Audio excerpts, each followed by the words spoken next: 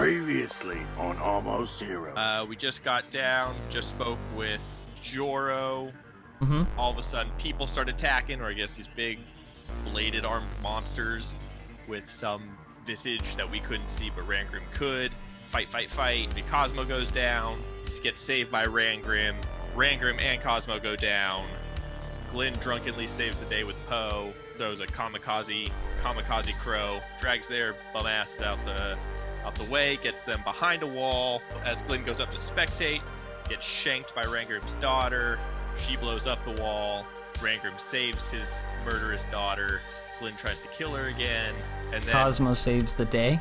Cosmo put a torch in the bag of holding full of explosives and yeeted it. You also, by essentially creating a micro black hole inside of the mine, destroyed some of the structural integrity of it, and the mine was collapsing by the time that you were able to successfully get everyone out and seal it behind you. Yeah, so we can start off with episode 15, A New Day.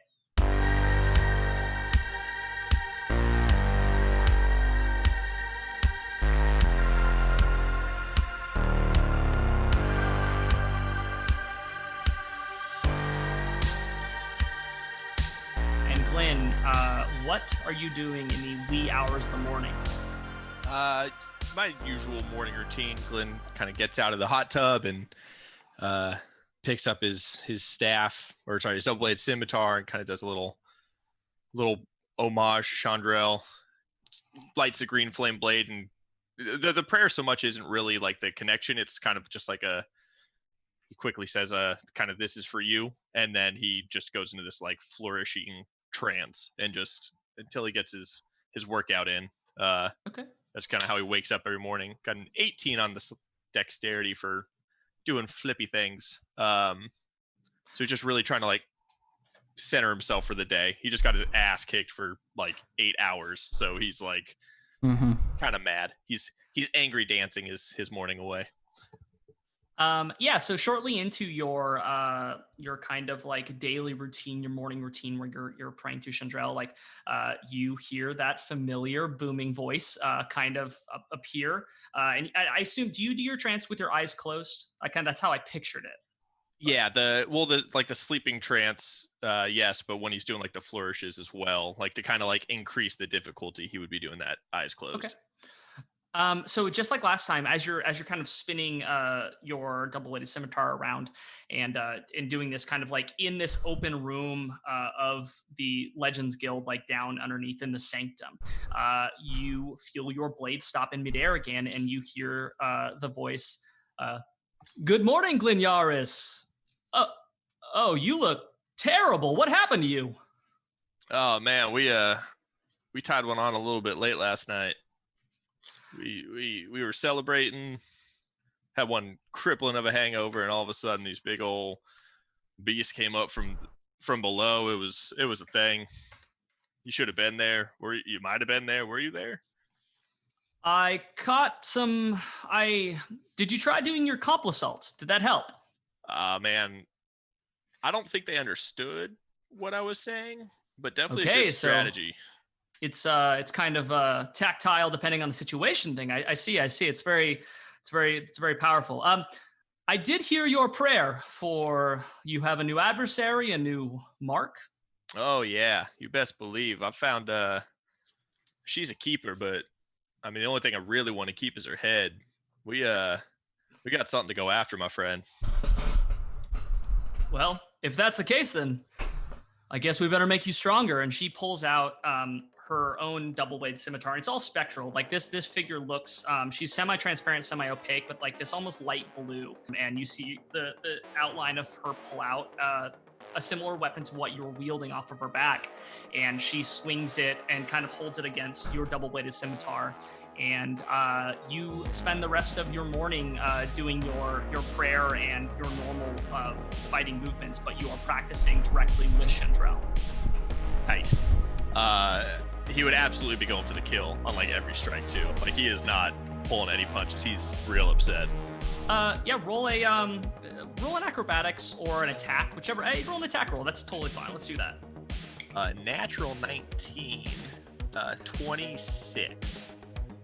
Okay, so with that, that's that's great. So you're kind of trading blows, and like it seems like you can connect. She can be, I guess, she can kind of manifest herself in different forms. So like sometimes you can see that the blade will connect, but it also kind of seems like it kind of sinks in from time to time, and it's like you can tell that it's not like a physical, tangible weapon. Like if you were to grab this thing, you probably couldn't. But she can kind of manifest herself. And so as you're fighting, you're like you trading blows and going back and forth, and she's kind of getting close to getting you, and then you kind of like your aggression is just coming out, and you're able to swing it through and kind of like with enough force that it cuts through kind of the blade and her, but it just kind of cuts straight through, and she just like whatever her manifestation she was doing wasn't strong enough to hold that back. And Glenyaris, you are this being has gotten to you. This your anger is not to get too Jedi with this, but it's powerful. Your anger. I don't know who these Jedi are. It must be something back in your world. I think I saw a play back in the day about it. We can work with this. And she disappears. Oh, I hope you're right, Chandrell. And he kind of gets down to his knees and puts out the rest of his, like, kind of the little homage that he puts out to her, little, like, candle that he burns, and kind of picks it all up and heads over to the magic library. Awesome. Is there anything in particular that you're looking for over there in the wee hours before everyone wakes up? I would be looking to basically, if I still have time, basically study, keep searching for what this face might be, like the upside down red hand, what this might be related to. See if I can find anything about it, and namely that mask that I have. I'd want to like be studying the mask with, like, right next to it, kind of thing, just trying to hunt it down. Yeah. Roll me I believe, Arcana check or a history check, depending. If you're looking for more information on this mask, do an Arcana check. If you're looking for more information about the symbol, do a history check. Okay. It was a 6, so a 9 total on Arcana. So I'm just kind of like trying to figure out what's going on with this mask. Yeah. So I think that though you have some knowledge of the arcane natures of things, like you can tell that obviously there is magic imbued into this mask. And what you're kind of noticing is that from like the structure of this thing, it seems like it was almost like a different mask before, something else, the way that it's made, and it's almost been carved out to be this thing, and it's like roughly done. This was not like forged and created by something skilled with their hands. This thing is very roughly done, and that's kind of what you're getting. And like the stain or whatever is making it this red color, like as you're kind of holding it, it's kind of like coming off on your hands, like, but it's this kind of rough wooden mask that is just kind of you can tell it has some sort of magical properties, but that's pretty much all you can tell. You can't tell what actually with that Arcana check, like you can't tell what it's actually imbued with. Okay, cool. Yeah, so then I guess at this point, Rangram, Cosmo, do either of you want to take kind of like let me know what you are doing in the early hours of the morning, or kind of like what your night entailed with? After waking up from his rest, after taking that the goggles that I had for the sunlight sensitivity, Rangram broke them in half, so now I have like a monocle of sunlight sensitivity.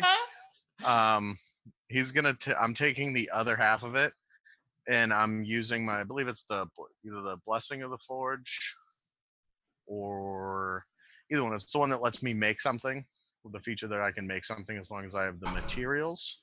Mm-hmm. It's my Artisan's Blessing. It's my channeled divinity, and I'm going to use my Artisan's Blessing, and Rangram is going to take that raw iron and basically melt it down into a metal eye patch, like dope Thor Ragnarok eye patch, and nail it into his face, because I assume that's the only way that they stick there in that way. Yeah, yeah. We'll kind of keep leave it a mystery for how it actually attaches to your skin, but I think that you're able to make a pretty dope eye patch. Does it have anything on it? Like, is there any kind of symbology on it? There's a symbol on it, which is like sort of his like family's crest. I'll have to get back to you on the specifics, but it's two Durgar runes that are overlaid on each other. One is a symbol of fire, and another is a symbol of blood, which is kind of his family's code, blood and fire. Cool. Which would just be on the front of the thing, which is also what he shouted when he cut his eye out. Right, which is yeah, that's really cool. I like that a lot. Are you fixing the the monocle in any way, shape, or form so that it it can stay on your face? Like, are you doing like a band that kind of goes around or anything of that sort? Well, yeah, he's adjusted like the strap that was on the back, so now he can kind of put that on, and he just looks like wicked mad scientist now with the eye patch and one monocle. Oh, that's fucking sick. I like that a lot, actually. We need to get. So this is why we need fan art, because yeah, I'm glad we didn't get it drawn before, because this version of Frangrim is absolutely my steez. And the only other thing he would be doing is now his mornings are a little bit different. It's not as good as Cosmos might be, but Rangrim's a little less unkempt than normal.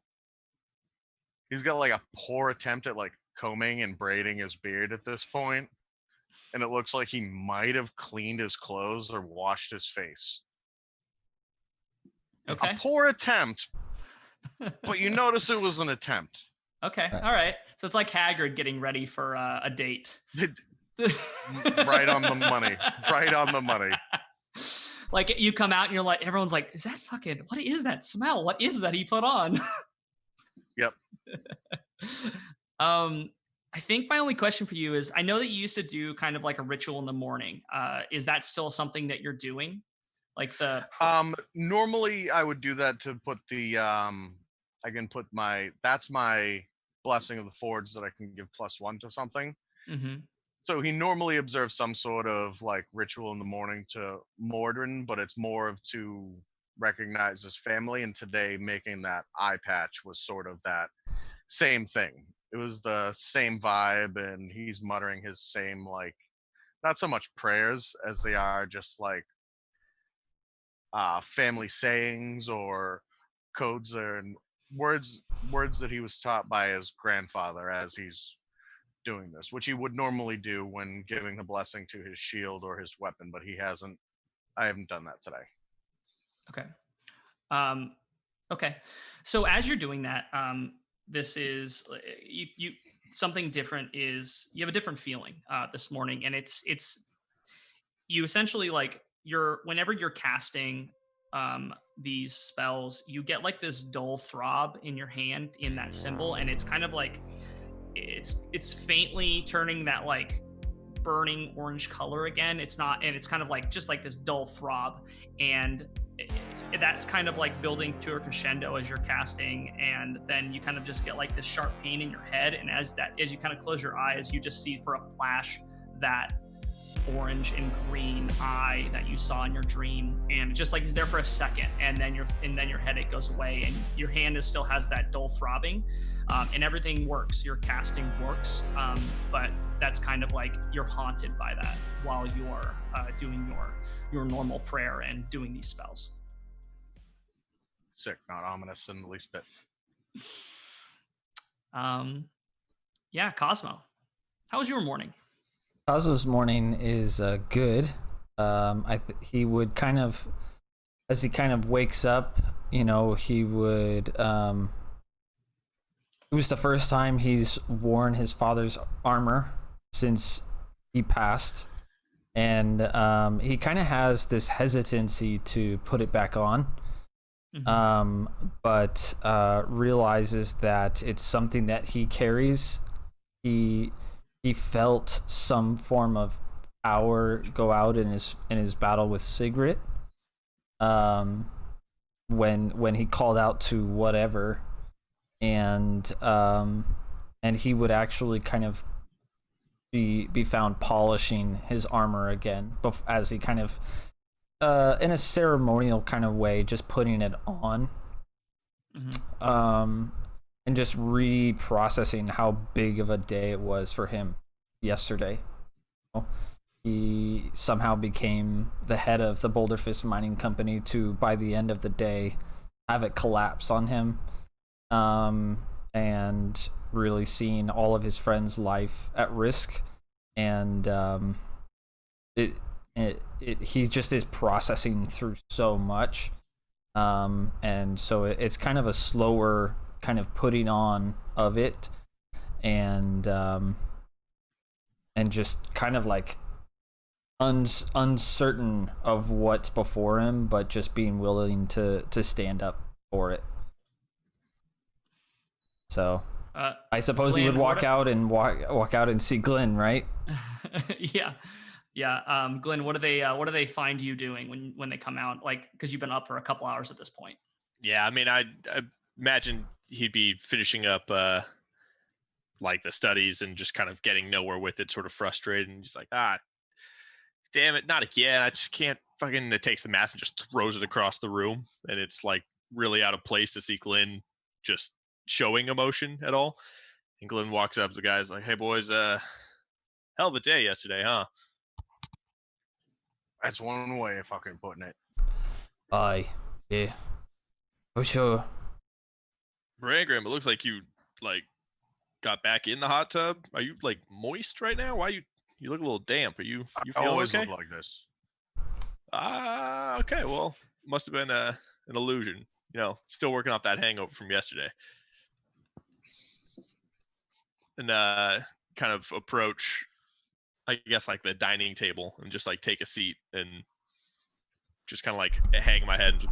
Boys, I think we need to make some decisions about what just happened yesterday. Aye, more in me life changed, and I think since the day he died, and it's been a lot. Yeah. I would say we got some things to talk about. Glenn, did something really bad and traumatic happen to you yesterday? Because I think me and Cosmo got some things we got to sort out. Aye. No, it was a pretty mellow day. There's this little bug. When I turn around, there's a bunch of bugs, and then there's a couple explosions. There's like some spotty parts. I wasn't 100% yesterday. Rager just starts laughing and walks over to Glenn, pats him on the shoulder, and leans over and touches his scimitar, and I use my blessing of the forge to give that +1 for the rest of the day. It seems like you need all the help you can get these days.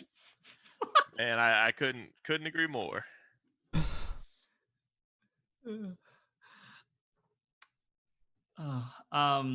So are you guys still downstairs? I know you mentioned the table. Are you still downstairs, or are you upstairs at this point? Wherever there's a large table we can sit at. I'm sure there's a small table downstairs, but then the main like banquet hall table would be upstairs. Oh, right. Sure. Yeah, kind of heading upwards. Yeah. Yeah, I think we were making our way into town. Okay. Yeah. So as you're kind of sitting at that, or like kind of while that conversation's going on, you hear a couple footsteps and then you hear kind of hammering on the outside of just outside the front door. Seemed like it's on the building. On the building, yeah. Okay. It's like someone like short raps with something metal, and then a little pause, and then another couple raps. And do you go outside to confront it, or do you just kind of let it be? Rangram yells, "Come in already!" Glenn looks over to Rangram, was like, "I think that's the mail." The fuck is mail? And Glenn just like begrudgingly stands up and walks over and just like opens the door, reaches out, rips off the sign, closes the door, and turns around. As you do that, you see two very kind of surprised guards. It's not Gary and Greg. It's some of the other ones, but Jim they and Jeff. just Yeah, it's, yeah. Tim and Jeff are there, and Tim and Eric are outside, and Kyle and Chad. But yeah, so you have these essentially these two very familiar looking bounty notices, or essentially like quest flyers, mission starters in your hand. I read them. Yeah, so they're kind of vague. This is vague as the original, vague as the original one was. Hey, there's this situation going on in this place. But the first one is that there are reports of disappearances near East Springs to the east. If you want to roll history, I'll say the second one, but if you want to roll history checks on any of these things afterwards, just roll a history for me. Yeah. And then there's been reports of pirate activity to the west off of the kind of in the Shattered Islands region. And how much is the bounty? It just says that they have to be, you have to contact there's different contacts for each place, and that essentially like you'll have to discuss it with them on when you get there. I would absolutely want to do a history check on the East Springs? Sorry, I missed the name of it. East Springs. I want to bounce over to the map just because I want to see it personally. Yeah, for sure. Same. I just want to, and honestly, that's kind of what Glenn would be trying to do, is remember how far the East Springs are. East Springs is location 7 on the map. It's gonna be to the east. Weird. What did you roll for your history check? 7. 7. Okay. East Springs, you know Shattered that obviously Isles, I think was the other one east. Said. You know that it has something to do. There's some sort of combination between the water that's there and the Ebon Ridge, the volcanoes, and that there's some sort of volcanic activity that goes on with that water there, and that makes it a unique water feature, and that it's often obscured by mist due to the like lava flow that goes into the water. It's also like huge. The Ebon Ridge area is all known for its ores, and its forging is known in that area for that. But East Springs is the water feature that essentially active lava flows down into. That sounds really cool. Glenn wants to go there. Well, actually, no. Brian wants to go there. Right.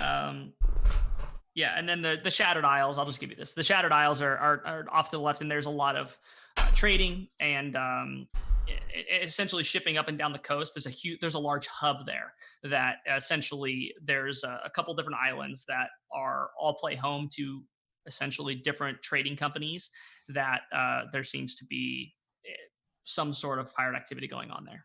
And who are we supposed to talk to? Is it like go reach out to the Imperial Guards, or is it like there's a contact in each town, like on the bounties? Where does it say to go to find out prices, that kind of stuff, get more info? So for East Springs, there's no name. It just says to inquire in East Springs. You assume that it's probably a smaller town, and the actually. That sounds like a trap. Hey, there's disappearances. Come check it out. Money? Captain Combs is the one to inquire with in the Shattered Isles. After like reading this and kind of relaying this, everybody, Glenn goes, so boys, looks like we got a couple options to maybe get our minds off of what the hell happened down below, but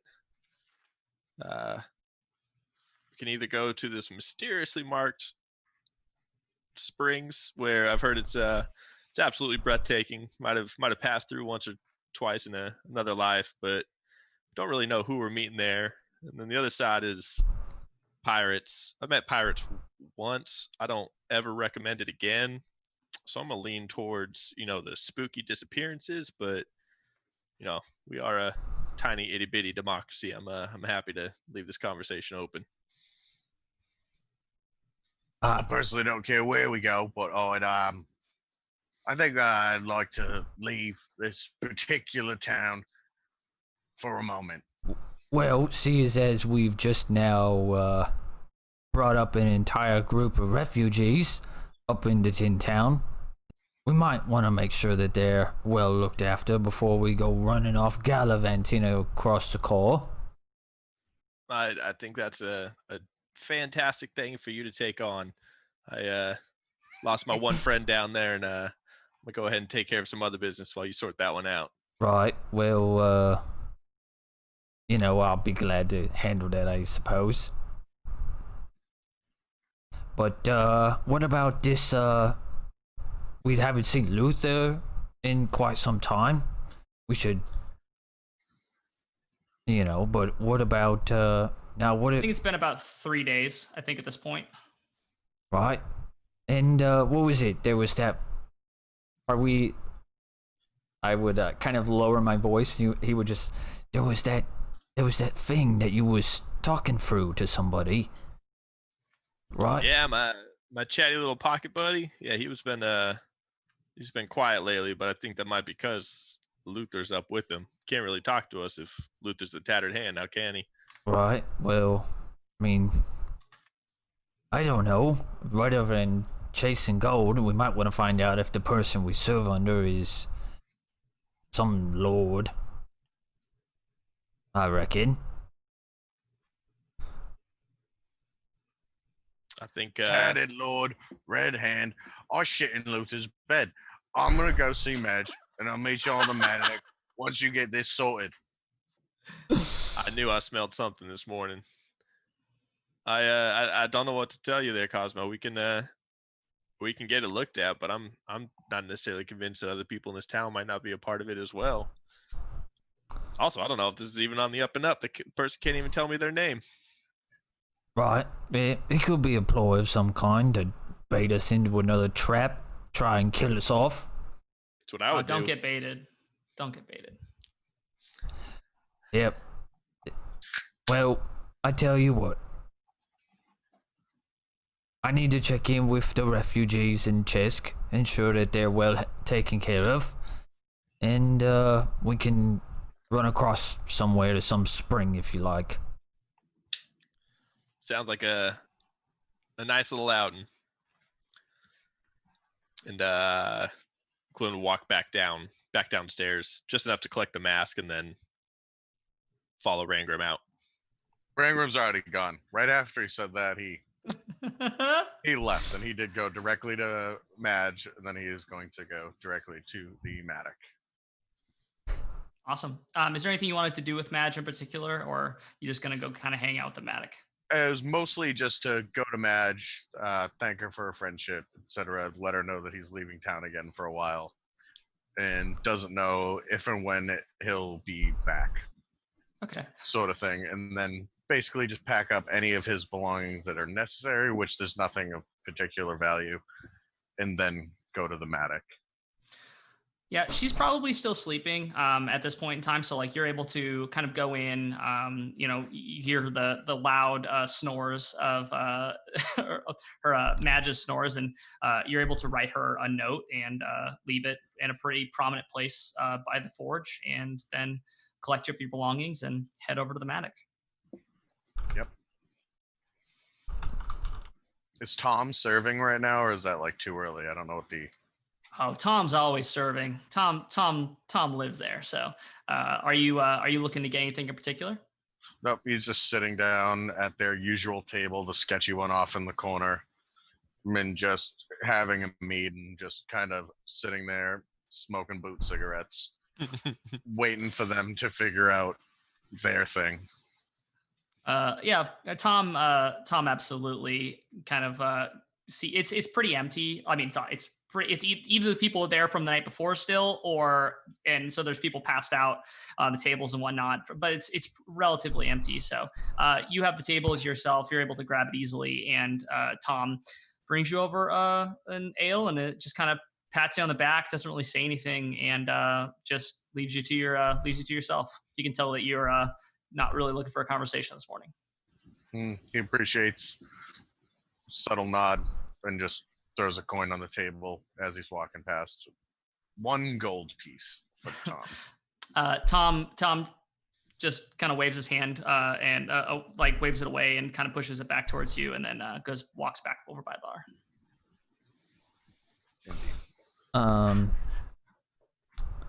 Well, I guess if then Cosmo would likely probably just accompany Glenn along his journey wherever he's headed.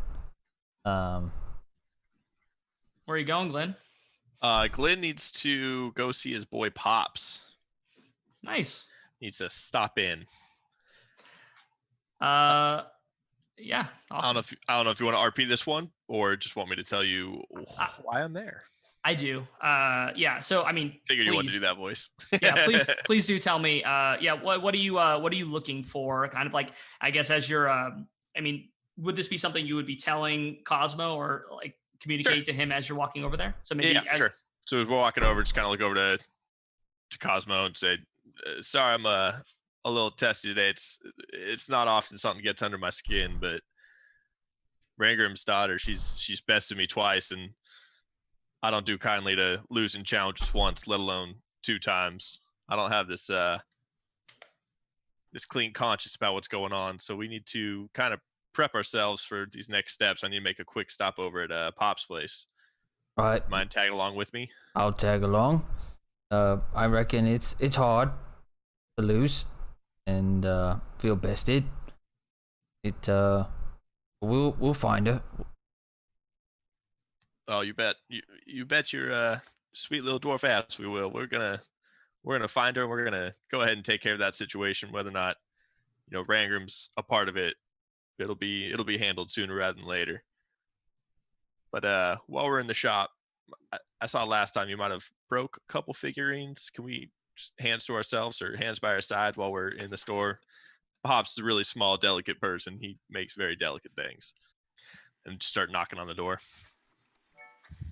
Hello? Hello? Pops, it's me. Let me in. Who is it? It's probably your only customer in town. Glenn. Yeah. 1 second. And he got you. You hear like all the mechanical things start whirring, and the doors kind of and start opening up, and the same kind of like that bright light, like incandescent light that's kind of shining off all of the like brass items inside this space. You're welcomed by that, and then also like the normal heat that's in this place from just the fires that are going all over. Come in. I actually have one. I'm really excited you're here. We had that thing that you wanted me to make, and I made it, and it's awesome. And then I have something I want to give you. I have something. It's perfect. I have to give it to you. Well, I would love to see what you made me first. That commission piece, I'm sure, was a small feat. Would love to see it in action. I mean, it's not too small. It's kind of. I made it as small as I could, but just the way the bellows worked. And he like pulls out this thing that's like a roughly 1 foot by 1 foot, and it's this like it's inside of this kind of brass cage, but it's essentially this like powered bellows that look like they kind of collapse in on themselves, and then on the bottom it seems like you can fill it with coal to essentially and light it to essentially like power these bellows that will pump air out of the top in kind of like a 1 foot space. And so they'll only run for about 24 hours without having to be refilled. So it's kind of a pain, but if you have any way to imbue it with some sort of spell that you could do that as well. It essentially just runs on heat. So if you can just give it power with heat, and you keep it running off coal or something else like that, you can have it running for as long as you need it. I don't know what you want this for still, but I assume that it should work for it. Thank you so much. It's perfect. I really love the craftsmanship, the attention to detail, the auto billing features. That's nice. How much do I owe you for this fine little contraption? Well, I don't suppose. I know that we talked about this before, but I don't suppose you have any. You've come across any things that I could use in my work, have you? I believe you're looking for gems, maybe. that would be amazing. Diamonds, sapphires, things of that, like those are perfect for so many different kinds of experiments and cutting implements. They're absolutely exactly right. They're hard to come by. I can't imagine that you're able to find one, but I can always take gold, but that would be preferable. But well, I've got good news for you, but I think I might have left it in my other pants. What was this other item that you had for me? Just want to check this out real quick because I got some stuff that you might be interested in. Well, I know that you love tinkering with things, and I think that this is something I've been working on, and I've been trying to keep it hidden whenever you've been over here, but I'm really happy with how it came out. And this is my thank you for, the little improvements you've been able to help me with and around the shop. And just, anyway, so he kind of digs, he kind of turns around and digs in one of his pockets, and he pulls out this thing that looks like a small insect. It's like a small bug. And it's about 3 inches long, and it's made out of solid brass. It does a number of things essentially, but it's a clockwork earwig. This thing could do a lot. I couldn't decide what I wanted it to do, and you might even be able to make some improvements on its abilities as well. But by tapping on it in different ways, it can do different things. One tap gives you helps you to be able to perceive things you couldn't see otherwise. It can go places and hear things for you. It can be used as an earpiece. It can hang out on your ear. It's just kind of like your little clockwork buddy. And I figured it was a good fit. Well, hell, Pops, this took a real dark day and made it much brighter. And I just kind of put it on the top of my ear, one of those little looping earrings over the top. Yeah. Just kind of holds on, I'm guessing. Yep. So as you do that and you kind of give it the one tap as you're putting it up there, it's almost like sound around you is amplified. Everything is and so while you're wearing it and you have it in that mode, you'll have advantage on perception checks. Oh, tight. Pops. It seems like it's a good fit. Yeah, it's been incredibly thoughtful. I think it matched the aesthetic too. Cosmo, what do you think of the look? You look. You can't even tell what's there. It looks great. There's just a cockroach on the side of his ear. It kind of curls around. It kind of curls around a little bit, and it's almost like the mouth of it is whispering into his ear, but essentially it's like a headset, bug. Like a Bluetooth bug. It's like a hearing aid, honestly. Yeah, kind of like the around the ear hearing aid. So. Well, Cosmo, I appreciate that. That's the craftsman work of Pops really does a lot. Well, Pop's got a couple items I want you to take a look at, see if you can kind of figure what they do. And let me go grab that sapphire that I had. Actually, I found one. So while you're taking a look at these, Cosmo and I are going to make a quick stop and pick that up for you.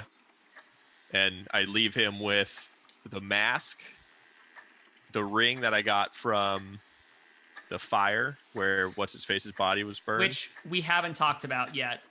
Essentially, you found an item when you were up by the pyre where they had burned Brongren, Boulder Fist, and you found a ring in essentially the ashes of that pyre that you have no idea what it does. And then the last item I put down, and I with great reverence, set it down. I look him in the eyes and say, "You cannot tell anybody I gave this to you. We did not have this conversation. But let me go get you your sapphire." And I pass over the disc with all the engravings on the bottom that was in the bottom of Luther's chest. Oh shit. And okay. I kind of put my arm around Cosmo, hey, let's go grab that sapphire real quick. Right, let's go. See, Pops. Oh, as I'm walking out, I run back real quick. I'm I almost forgot. And I pick up the billowing device and I walk towards Luther's Cool. Legends. Cool. I looked at Cosmo and was I hope our boy Rangrim's okay. He looked like he was going through one almost immediately. I feel like the hangover would have been a welcome pain compared to what he's been going through. Why? It's been a lot of surfacing things that he's been trying to hide for quite some time. Or maybe trying to find and didn't find what he thought he was looking for. That's a scary thought, isn't it? Spend all this time trying to track something down, and when you get there, it's not what you thought. Right. Yep. I couldn't imagine. Well, enough of this feeling nonsense. What do you need to take care of? Can you go see Chesk? Right. We just need to check in with Chesk and before I leave town. And Is this an official business thing? You want like your squad there with you, or is this you solo private meeting? No, you can come along. I'll handle the talking. I know how I'll handle this. You want me looking big and intimidating in the back? Should I get my flowy shirt? No, you can keep the dress on. That's just fine. All right.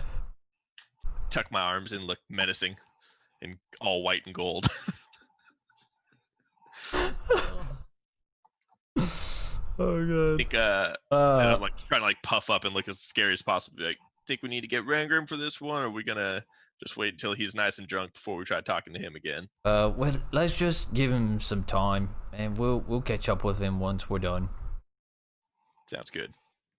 So we would be headed basically from Pops, which is what, the reliquary? No, here's the Crackle Pops. Crackle Pops, right? Great. Headed over to the tent that they erected for the refugees. Okay. Honestly, looking for Chesk, but also just to see how they're doing.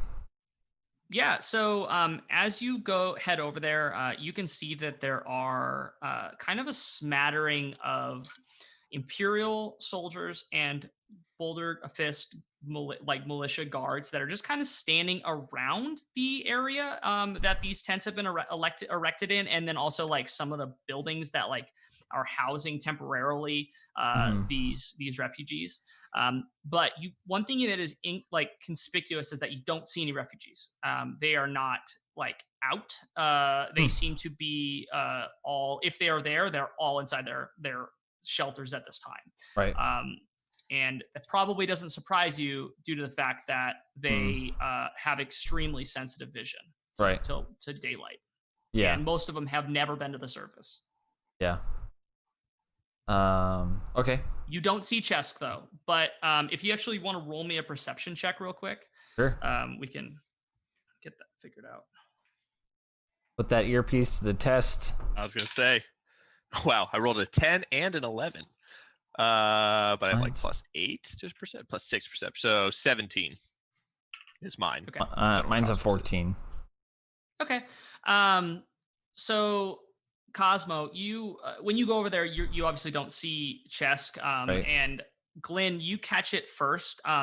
You kind of like hear out of that new enhanced earpiece that you hear kind of some raised voices and just movement around the Boulder Fist compound, kind of, and you can see that there are a number of guards, Boulder Fist guards that are talking to like Chesk, and you can kind of see like an outline. You can see his like bulkier armor kind of shining in the sun, and that's how you can tell it's Chesk. But aside from that, like it just looks like they are, and he's kind of like, you can see him pointing and like having them go, and then some guards go run off and go do something, and then he just kind of seems like he's walking back and forth, pacing like he's frustrated about something. Okay, so it seems a little on edge. I look over to Cosmo and kind of like, well, actually, one quick question: do I see those gnome people that we saved earlier, the little kid and the father? Will we see them or kind of know which tent they ended up in, or is it they all kind of look the same?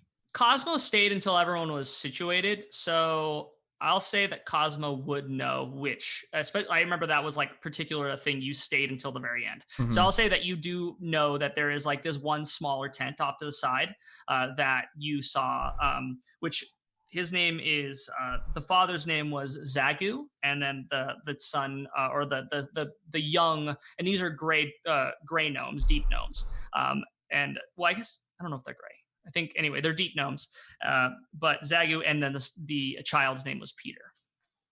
Peter and Zagu. It's a very surfaceized version of. Well, it has like 14 E's in it, and then like Pieter. Pieter. Pieter. It's got a really long name. We just simplify it. Yeah, it's got like 14 umlauts. That's his surface name is Peter. Yeah. Yeah. Yeah, exactly. Silenced L. Kind of like nudges Cosmo and like nods his head.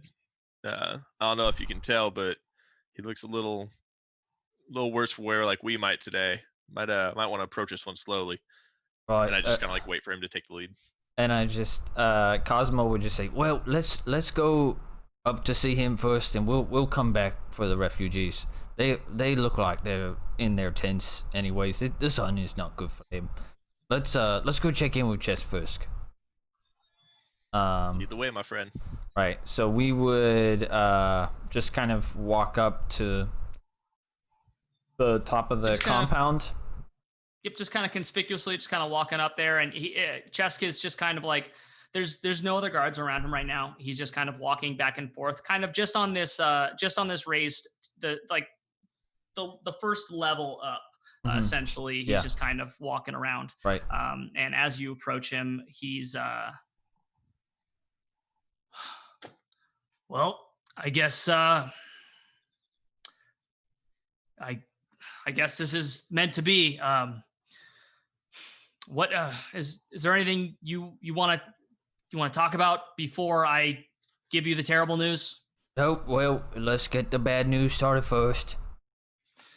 Well, on top of the fact that we essentially are out of business until we can get that mine cleared out, so we don't even have to talk about that. I understand shit had to happen, but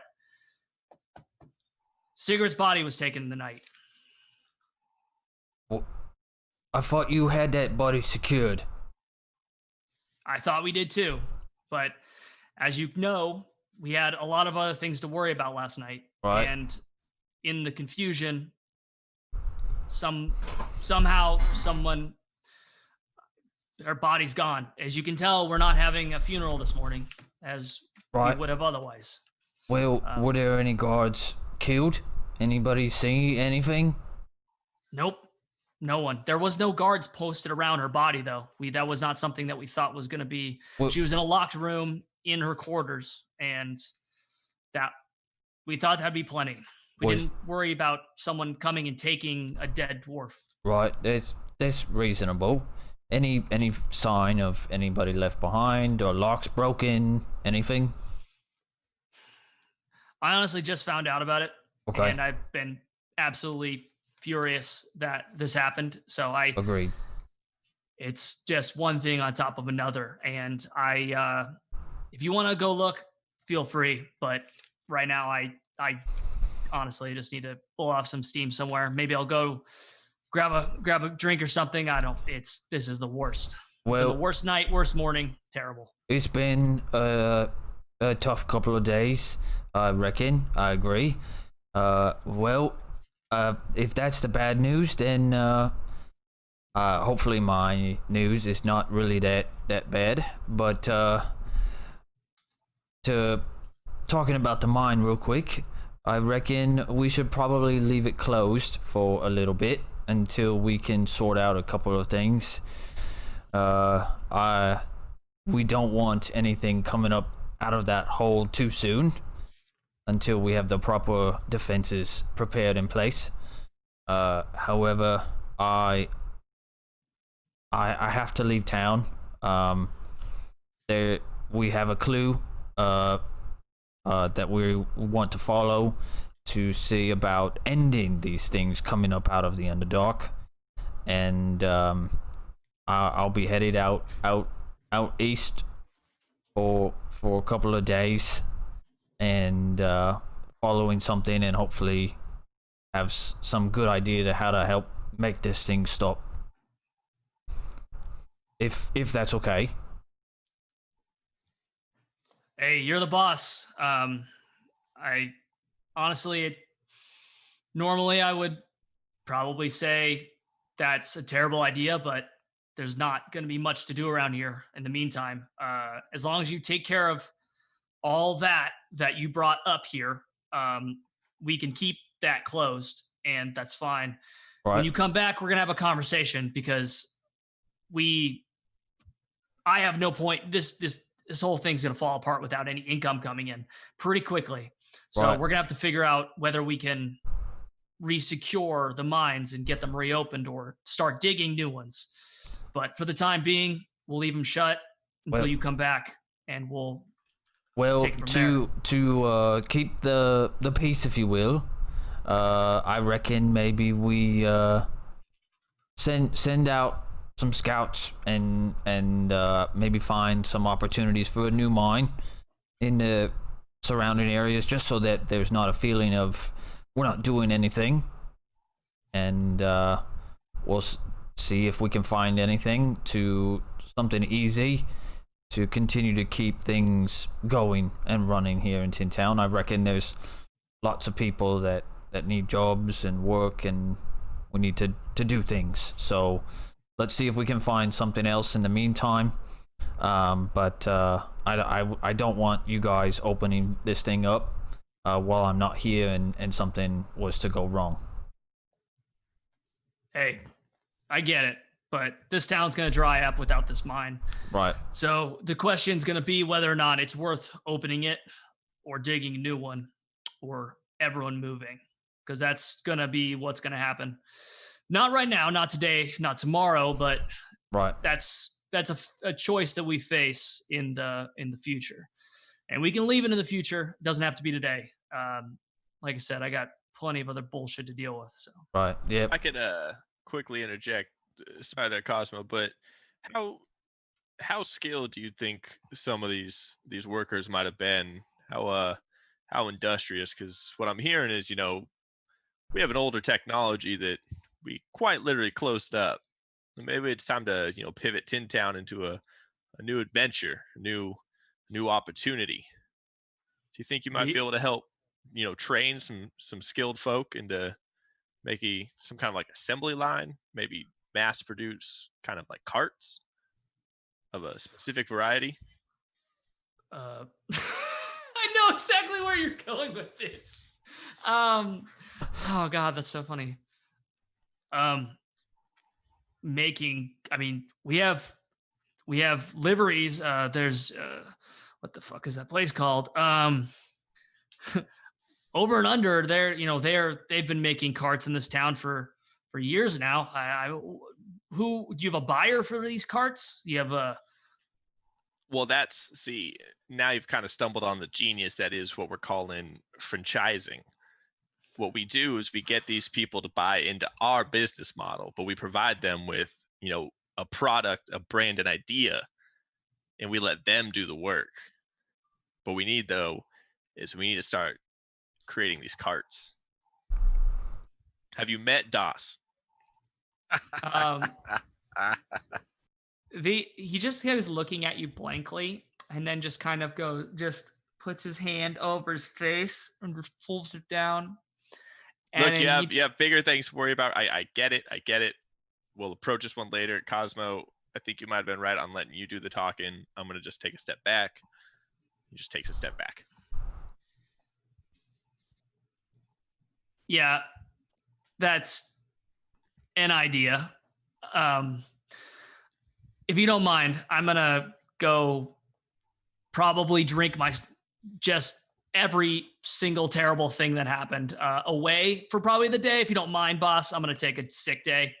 So unless you have any other news for me, I'm probably going to be doing nothing for the rest of next couple hours. I think that lying low for a day is probably something a lot of people need today.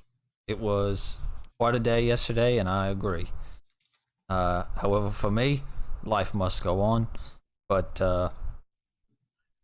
anything that I need to square up for the refugees, otherwise I was going to head straight over there now after. Hey, that's your own thing. We have people watching them to make sure that they don't cause any trouble. But I mean, as far as I'm concerned, they're here until they're not, and they don't really have much to do with me. So right. Well then, I'll take care of it, and I'll likely see you in a couple of days then. All right. be ready to have a conversation about what we need to do in the future. Because, like I said, I think whatever's left in those mines, from what I could see in the lower levels, the bottom levels. Oh my god, the bottom levels have damn near collapsed. They're barely being held up. So something's gonna. Well, whatever was down there is probably buried under about 20 feet of rock. So right. Well, then it's gonna take some doing. Then I reckon it would be wise to start, like I said, starts tomorrow, if you like. Start finding scouts to go search for a new place to start another mine. And we'll continue this operation unless a different opportunity arises.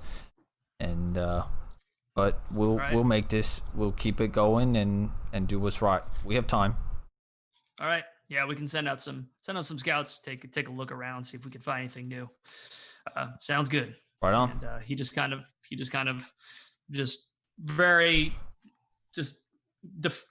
like absolutely just not having a good day. Just kind of walks off and walks around the corner, walks up the stairs, and onto the next tier up, and shuts the door.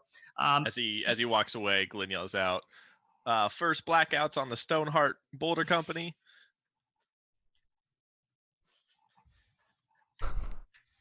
Are you changing the name to the Stoneheart Boulder Company? All right. Nice. I don't know what the Boulder Fist is. That doesn't exist. That's true. You have to get new signs, new business cards. It's gonna be a real pain in the ass. New URL. It's quite the PR nightmare. Well, I was gonna say the Boulder Fist mining company's quite literally closed. We'll just need you shut it. So we'll need that under new management sign.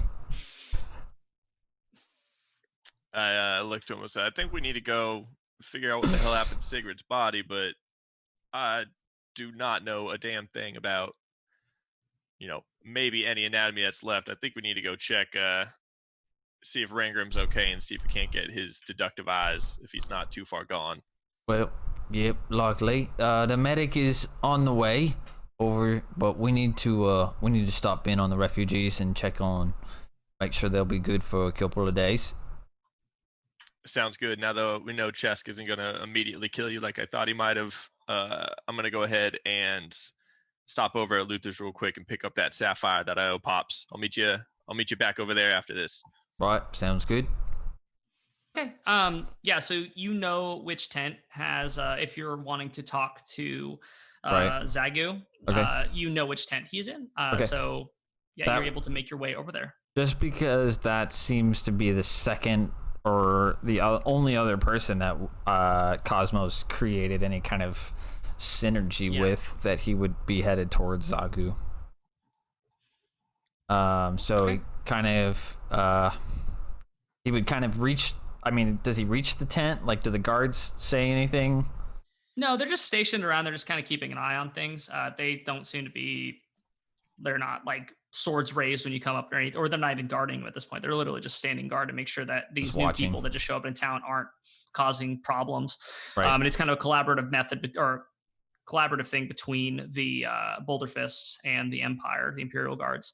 But yeah, no, this tent is very small. It's almost like it's like a child-sized tent.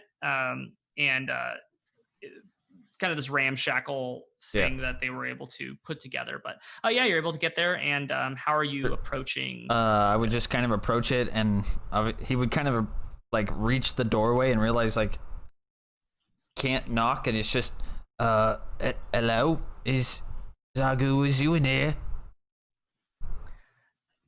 Yeah, I'm in here. Can I come in? Is Cosmo? Yeah. You're welcome to come in. Peter, scoot over a little bit. Okay. Yeah, you can. It's gonna be tight, but come on in. Like he kind of. You're even like you are small, but you're pretty stout. Like you are like this in there, like very crunched over, and these gnomes are kind of just both sitting. Peter, you can see is like. They're both awake. They're both very much awake. They're just kind of like sitting in there, obviously trying to stay out of the light and actually eat. Like the the light shining through the canvas is even a little bit too much. It seems like for Peter, because Peter's actually covered in a blanket and is peeking out at you through a blanket. Right. Well, I know. Sorry about the light, Zagu. Certainly didn't intend on bringing you up this way. We kind of roll with the punches on bringing you up a little prematurely, but those were some big bugs. So those were big bugs. Those are very big bugs. Even for me, it was pretty big. So I reckon for you, they were huge. But anyways, have you mingled with some of the other refugees? Yeah, we were all talking last night. It seems kind of like it's about 50-50 split. Without Joro here to kind of unite everyone and hold everyone together, and it seems like a good amount of them want to put as much distance between this place and them as they can. I think about half of them are planning on heading out. I don't know if it's all in the same direction. I maybe they're taking off, but I think that tonight, once the sun goes down, I think that half of them at least are gonna head out. Do they know where? No, right. They don't know. They don't know where they're going, but they just know they don't want to be here. Well, I reckon I don't blame them. You know, I know I was a part of the Boulder Fist Mining Company, which will probably change the name now. But I don't blame you. It's or them. But I reckon that there's a good town not far from here, about a day's journey. It's Whitport, and the mayor there, his name is Cedric. They're very, very kind people there, and I reckon that would be a safe place if anybody wants to seek refuge somewhere. Tell Cedric that Cosmo and it sent you, and I reckon you'll be welcome with open arms there. He actually pulls out like kind of like an old map that seems like he's like, we actually I got this from one of the I don't know, soldier guard, one of the people in uniform. I don't really know, sorry. It's all right. But okay, so, and he's like, can you mark on here where that is, and that way I can share this information before they leave? Yeah, absolutely. And he kind of looks at the map. I don't really remember personally which direction. I think it was to the north. It's to the west. But you can just say that you mark it on right. there. Yeah, I just remember where it is and I mark it. I mark it perfectly. I think actually that's great. There's it's, I know that a lot of them were talking about going to finding woods of some sort too, where it's dark. So I think that seems like a good fit, because it's a wooded area around there, and as well as the town. So yes, yeah, it's a small town that there's a local group of people, a militia that does look over the town, but very accepting of your kind and of all kinds. And I didn't want to give the wrong impression. I'm actually planning on staying here. Good. For at least for now, if that's okay. I was going to ask if you was going to stay or not. I don't know what we're gonna do, but I don't feel like I need to leave, and I would hate to put his life in danger even more than it already has been. And so for the time being, I'd like to find a place here if possible. Well, I know that there will be differing opinions here in Tin Town of your kind, but with me in charge now, it should be a safe place, and I will see to it personally that you guys are looked after well. And I mean, I certainly can't do much for other people's way of thinking, but you know, as person in charge, you'll be safe. Well, thank you. I'll make sure to communicate this this safe haven of sorts with the rest of the ones that are going to be leaving, and so hopefully they make it safely, and maybe you'll be able to see them again. I don't know. I don't know how many of them are going to go there, but at least it's something. Right, yeah, at least something. It's a new place, and I certainly, if they don't want to stay here, I don't want anybody to feel forced, and but at least recommend somewhere for them to go. Does it seem like there might be one person who would, you, if you like, to kind of take point as the person to speak for you guys while here? I've never wanted that, but I'm happy to. It's not going to be many that are left, and I'm happy to be a point of contact for you, to and just to speak with the community. But I don't know how much clout I have. I don't have the charisma that Joro did and commanded. Right. Yeah. But I'll do my best. All right. Well, Zagu, we're not going to quite dig up those mines, but I do need to leave for a couple of days in order to try and keep those monsters from continuing to dig up into the town. And so I have to leave for a couple of days, but I'll be back. I'm leaving Chesk in charge. Do you guys have rations for a few days? We have been, I think, provided by, and he like pulls a little satchel out of the back, and has just bread and some other things in it. It seems like for the time being that we're being provided for, and I believe I have you and the rest of and Rangram and Glenn as well to thank for that. I appreciate everything you did to get us all out of there, and please pass my thanks on to them as well. I certainly will. Well, I have a couple of other people in town. I'll try to ensure that they take care of you if I can, at least with rations and such, while I'm gone. But I'll be back, and whoever stays, great. Whoever carries on, I hope they find safe refuge somewhere. And okay. Bye. What is it about human conversation that goes out the windows like at the end of them? Well, fuck off, bye.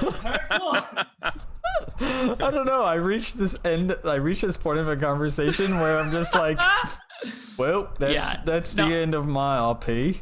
Wait, how? And that's the way the cookie crumbles. How swiftly does Cosmo get out of the tent? Does he stand up and just destroy the whole thing and blind them? No. By how he walked away with that 0 charisma exit from the conversation, he most likely just went like this without saying anything and backed out. Just so focused on leaving. Yeah, he just Misty stepped out of it. Awesome. So, Cosmo, are you pretty much just heading to the Matic after that? The only other person, and I hate that maybe this is part of it, but do we know where Constable Chav is?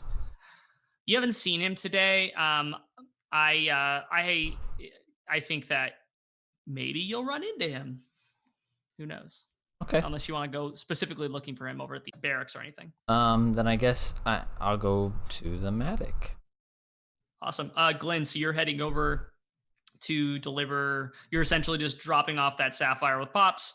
Is there anything else you wanted to do while you have all the stuff there? Okay. Do you want to wait? Or No, because I do want to tell Pop something kind of in secret. But when I go pick up the sapphire, I would have pulled out this other thing I've kind of been working on the side. It's this long knit, or I guess sewn together piece of fabric from just the sheets and stuff that I found around Luther's Legends. And it's just something that I've been working on. I don't know really how well you think Glenn's been working on it, but it's basically a stitched version of what he considers Luther to look like. And he takes the billowing machine and he stokes the fire and like gets the billow going, and then he attaches this cloth sack over the top of the billows and like secures it to it and ties it to it as much as possible. And so now in front of Luther's Legend, there's a big like Wacky waving inflatable arm pulling keychain of Luther. But it's a Warforged, yeah. Oh my God, it's amazing. So it's now, so perfect. Now Just everyone think of all the knows business you're gonna get. Yeah, now everyone knows that Luther's Legends is in business again, so it's no longer closed down. I also write a note to Luther and leave it on the table, the inside downstairs table, and the note just basically reads, "We're headed out of town. I hope you like our newest decorations. Let us know if you have any business for us." And then I do a little heart and put Glenn in gang, and then I go over to Pops. Awesome. So as you're walking over to Pops, you feel from your pocket. It's not like a burning. It actually is almost like it takes you a little bit. It's almost kind of going in and out. It's like a kind of like dim, and then it'll get kind of hot for a second, and it'll go away. But it kind of seems like it's intermittent. I reach in my pocket and I pull out the coin. I'm guessing I'm used to this feeling by now. Yeah, so the second that you grab, you touch the coin, as soon as your skin touches it, you feel like that mental connection, and you just hear like what sounds kind of like I was gonna say heavy breathing, and we can just go right over the it just sounds like kind of like raspy breathing. And it just, are you coming? Are you gonna? I don't know much longer I have, and it just goes out, and that is all you get, and it just goes completely blank again, like it just goes cold. Okay. Yeah, and I walk over to Pops. Okay. And so yeah, you get over to Pops, and the normal hello. Pops, it's me again. I'm back. I have your sapphire. Open the door. Who is it? Yeah, oh my God, the only person who's here to give you a sapphire. Oh yeah, Glenn. And he opens the door again. I kind of walk up to him and I put the sapphire down. I'm like, it's a little uncut, but I think it's what you're looking for. That came straight from the mines. His face, like immediately, like his eyes that are already magnified by his goggles are just like every single inch of them is taken up by eyes. And he's just this sapphire's, this thing's huge. This is like a 1,200 or 1,500 gold piece sapphire. I mean, it's just kind of, you have little hands. It's really not that big. You just like kind of like palm it and like put it back down. It's just, he's like, it's the size of a golf ball. Like, so he's like, oh my, I feel like I need to give you a second earwig or something. Well, how about you just go ahead and tell me a little bit about those items, but we'll keep this a two-way relationship. I like making sure that you're well stocked, and you apparently like making me cool things. So this is a happy relationship. But before we get into that too, I need to warn you, Pops. You need to get the hell out of this town. It's about to dry up. People are about to get real desperate. It's going to get real dangerous. I don't know if you can grow like legs out of the bottom of this building. Knowing you can set up shop anywhere, but there's a small town just west called Whitport. There's a guy named Cedric, big, hideous blue house. Can't miss it. I feel like you two would get along great. You just need to get the hell out of here.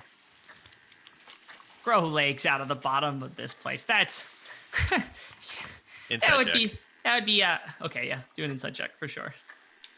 Oh, nat 20. Why couldn't I get that last week? You absolutely think that it may not be legs, but this thing probably has some secrets. Like, it is definitely not a fucking normal building. And as he's kind of like stumbling through all that, trying to hide it, just kind of like, look, Pops, I don't care how you get there, but you, wherever you end up landing, you let me know where you're at, okay? Figure out a way to send messages to this thing, and we'll communicate. But you need to get the hell out of here as soon as you can. Rob that little gnome or that little goblin lady too. She's probably got some cool stuff that she doesn't need anymore. There's a goblin lady?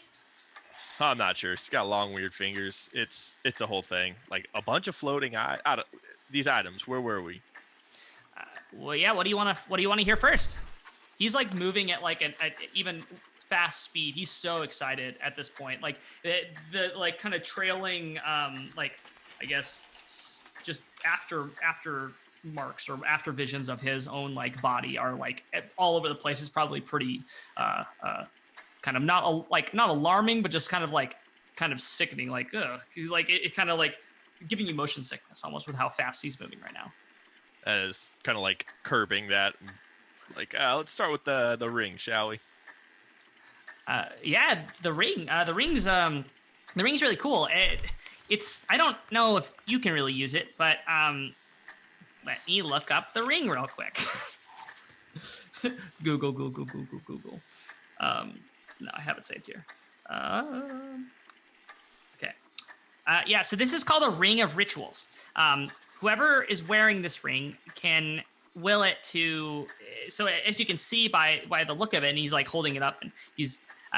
It looks like it has it's made of silver and it has like looks like a small candle on the top that's made out of silver as well. And there's a little tiny wick you can see right here. And that's imbued with the a power of flame magic. And so like whoever's wearing it can will it to essentially make a small candle flame at any time. But that's not the real power. A lot of people that would probably wear these would think that that's where it stops. But I was able to find there's a secondary enchantment on it that actually allows it, if you're casting a ritual spell, anything that takes time, it can cut off half of the time for the ritual. And I believe that it's some sort of I don't know where you got this, but someone who does ritual magic and longer spells of that sort could probably find a use in this. That's fantastic to hear. I don't really have much time for the slowness, but what about the mask? Tell me about that one. This mask, there are. At first, I had to kind of get past the fact that there is really dark magic on this thing.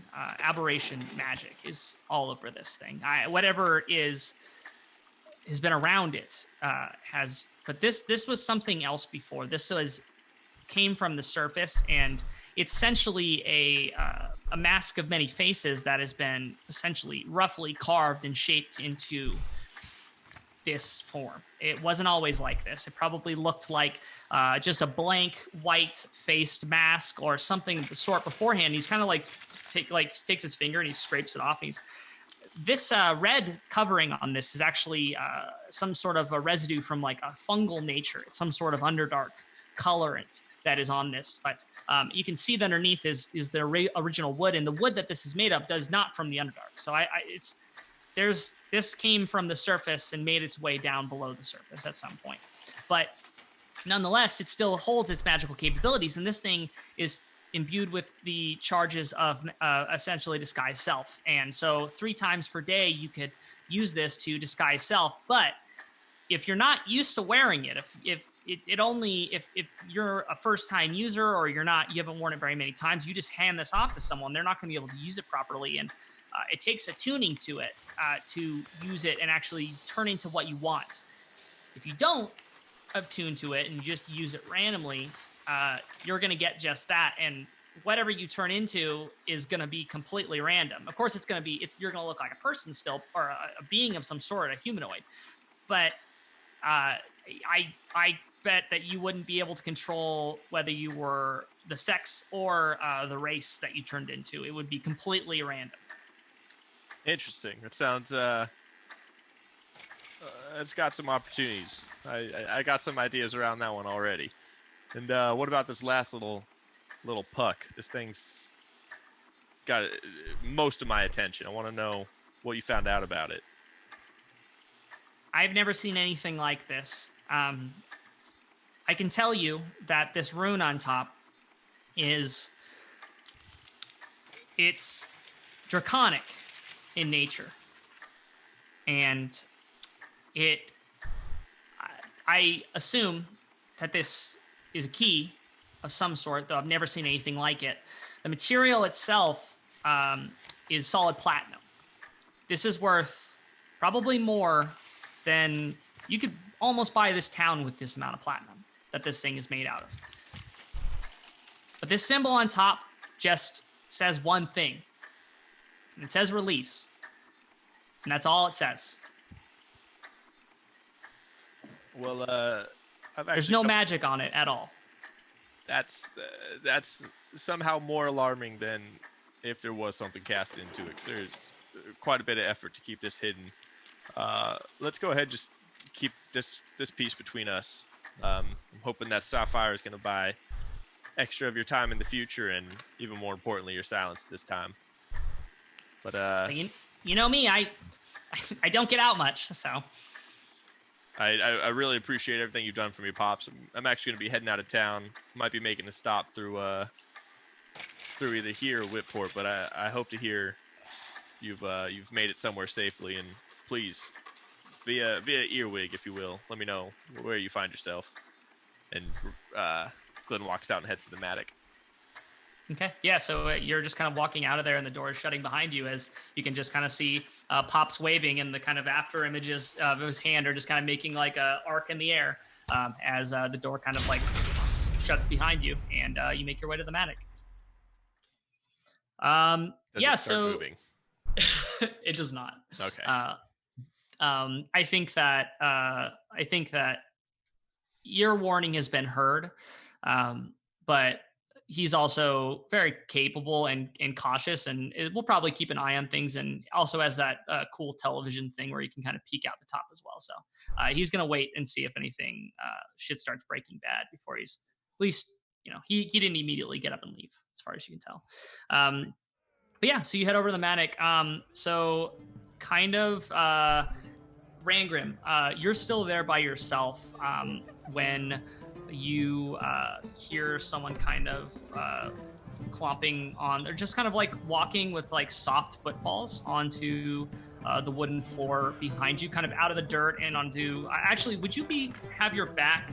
You probably wouldn't have your back to anything. You would actually probably see them walking up. But you see Constable Hunter, who is making their way up the staircase and then approaching you as they see you sitting there.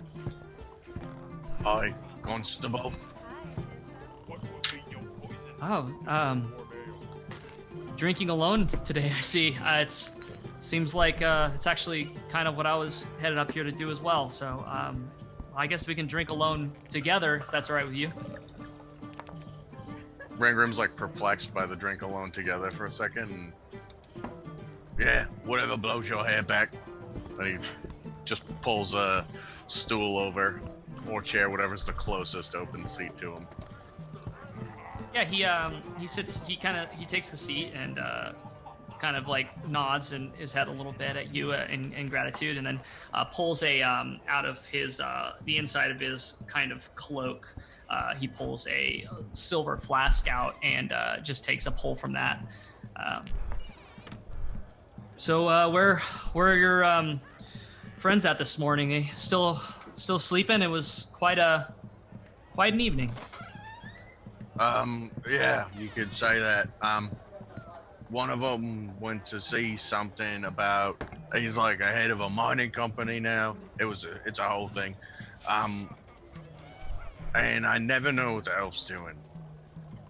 Ever. He's dodgy as they get. He followed him, but I told him to meet me here. How long has passed, would we say? I think that pretty shortly. I think this is pretty shortly. They're gonna be kind of showing up. They've probably been gone like an hour between everybody. It was like an hour ago, and I just been here. I was gonna drink by myself, but apparently I've just been sitting here staring at this full mug of ale for no reason. You might have gotten it refilled like a time or two, maybe. Who knows? Or you've just been no. He's in been your own head. 1,000-yard stare like across the bar, like. People have been uncomfortable probably because he's people just probably like, at least one person probably sat down and then realized you were there staring at them and got up and moved.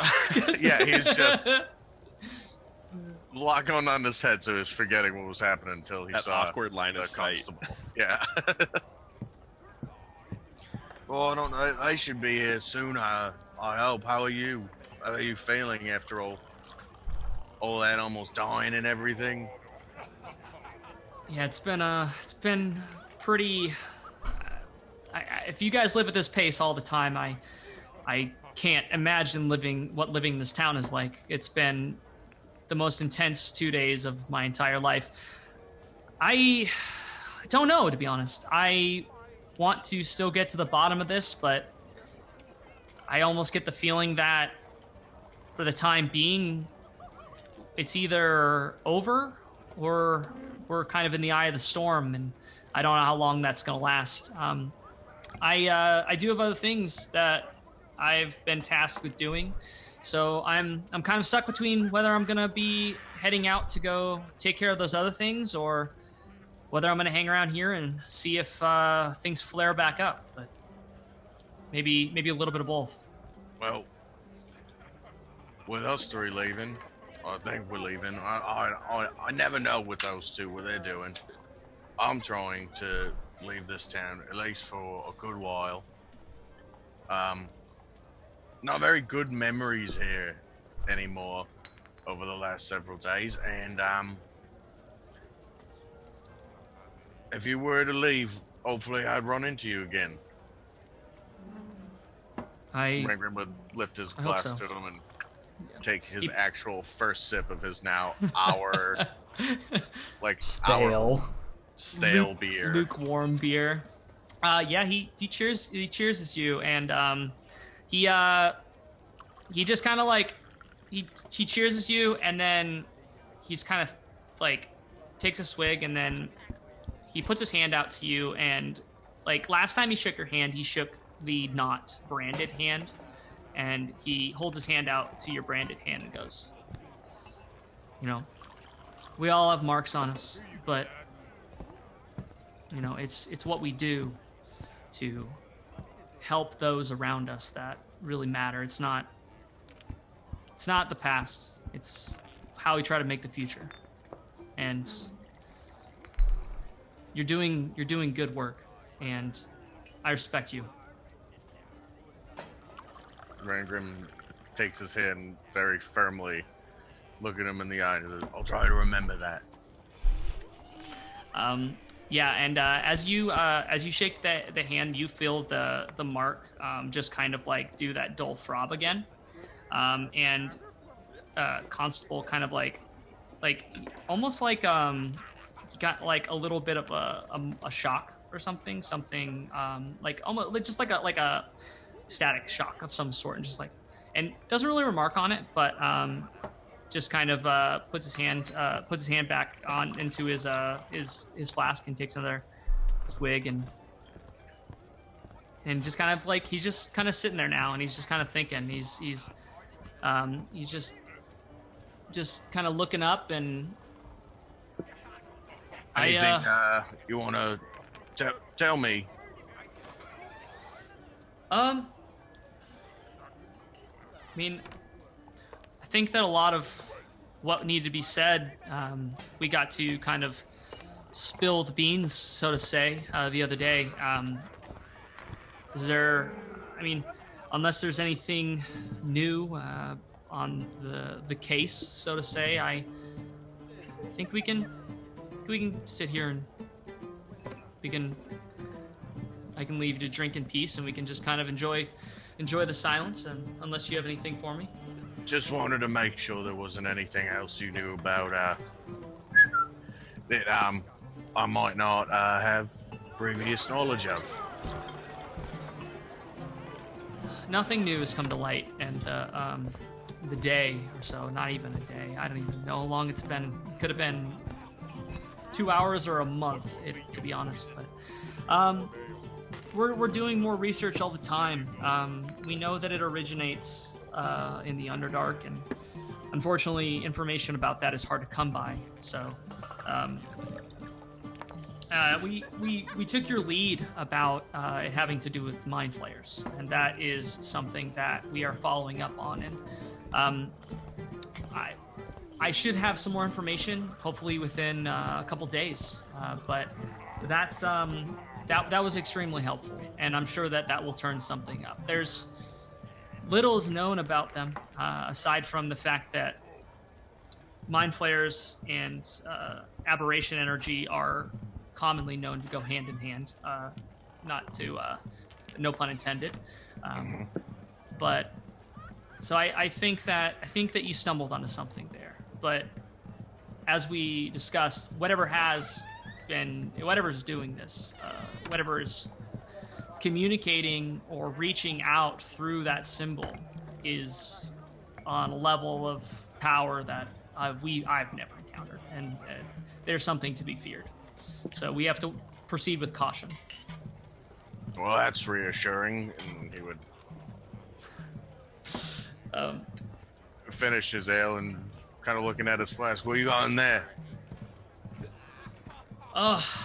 Just some, honestly, some kind of whiskey from up north, over near where the fighting's going on. It's I was able to get some out before before it got too bad, but I have about a small barrel of this still left over in the barracks.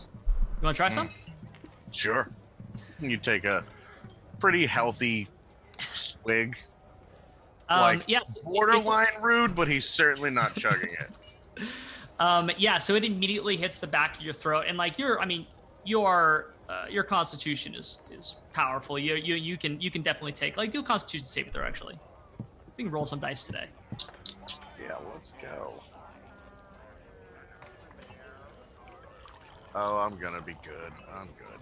Like, I forgot. Wow. I rolled very yucky. That's an 8. Okay, so you cough a little bit, but it essentially like hits the back of your throat, and it's just like burning hot, and you can feel like this burning kind of going through you, and then it's almost like fire and ice, where like this cooling sensation spreads after that. It's a very strange sensation that you haven't experienced before. And he's kind of smooth. Hands him back his flask. It's Blackfire whiskey. It'll get you. I'm gonna make a note of that. I want to see that elf drink it, and he just starts belly laughing to himself and looks over and he's like, "Shit, they're not here." Cosmo would have thought that was hilarious. Actually, as you're looking up, you can see that. I guess it would be Cosmo is kind of like, it's almost as if you willed him into existence. You see his head start poking up over the staircase as he's walking kind of into the mattock. Oi, speak hey, of Rangrim. He just waves. Oi. Rangrim would motion to Tom to just bring over another ale. Tom heads over and looks like you're in a little bit better spirits now. It's always good to have friends. And then he pats you on the back with his heavy hand and leaves to Rangrim more. Okay. But then he pats Rangrim on the back and then just kind of sets another glass of ale down for Rangrim and then sets a new one down for Cosmo. Am I like within? Am I in like right there next to him as I approach? Yeah, you probably have sat down or all at the table by that time that he's able to make it over from the bar. Okay. I would say, Tom, can I ask you a favor? Well, it's just you and me. Well, and these guys. Of course. What can I do for you? Can you send down some rations to the? Do you know about the refugees down near the mine? I've heard a little bit of what's going on down there. What do you want me to take down there? Well, I mean, ale? I think some beer? of them. Well, ale, beer. That might lift some spirits down there, and just some food if you can. I'll pay for it. You take care of me. I'll take care of you.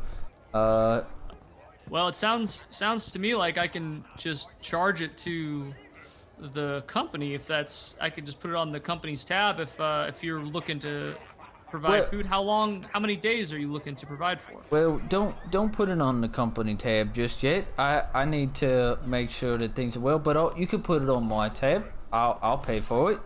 It's gonna be a lot of money. Well, actually, I think quite a few of them are probably gonna be leaving town tonight. You know, maybe just go down there tomorrow, and I'll pay for it for about 3 days. 3 days sets of rations and a couple of barrels of ale. I'll pay it. He's like counting on his fingers, like, okay, I'll tally it up and I'll see what I can do. I can do it. I'm not asking. It doesn't have to be a crazy 3-course meal. Just something that lets a few of them know that they're welcome Bread here. and beer. Bread and beer. So, yeah, and maybe some protein if you can. This makes them feel nice and. Old meat, bread, and beer. Got it. Tom. Let's just make sure we're taking care of them. I'll pray to. No, it's. Okay, I say old meat, but it's been cured. It's not rancid meat. Right, all right. I just, I don't want you to think I won't pay for it. We don't need yesterday's spoils, but let's make them feel welcome, shall we? Yeah, of course. And he kind of just like walking away, and he's kind of like doing the math in his head, and it seems like it's kind of like he's like rubbing his head a little bit. It seems like it's kind of taxing him a bit, and he's walking back behind the bar and like picking up things and like looking in bags and kind of checking his and then you actually hear him like open up a hatch which you may not have even know existed, and goes down below the mattock behind the bar actually, and he's poking around down there, and he puts a little sign up that says "Be right back." Nice. I kind of turned to Travis. Says, Constable, good day to you. I was gonna be coming to find you. Glenn, you're probably walking up at this point as well, just for brevity's sake, so we don't have to have multiple conversations. We don't want to.